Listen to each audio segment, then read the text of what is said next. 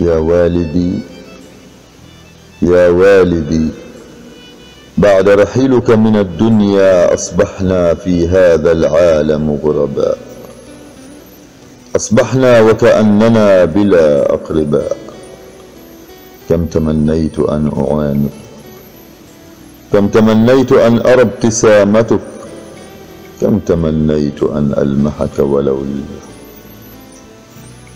يا والدي، كم كنت أتمنى أن أقول كلمة أبي ولو لمرة واحدة.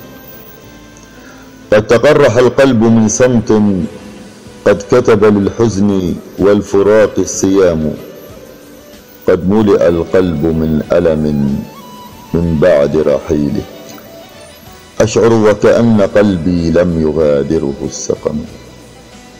قد حاول القلب في الكلام مجاراتي، قد نطق الندى من مساماتي، ولكن الصمت أحرق شعرا، والصمت قتل في قصائدي كل المقامات.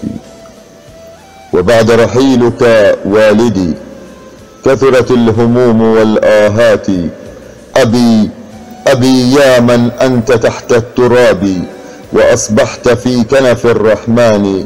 قد قرأت في صفحات الصمت كلاما، قد قال في ملامح الفراق أقوالا.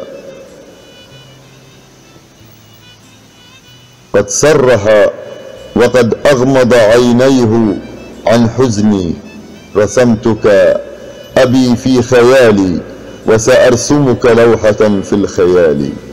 وفي الصباح ضوء الشعاع وأقبل نور عينيك، وأدعو لك بأن يرحمك رب السماوات.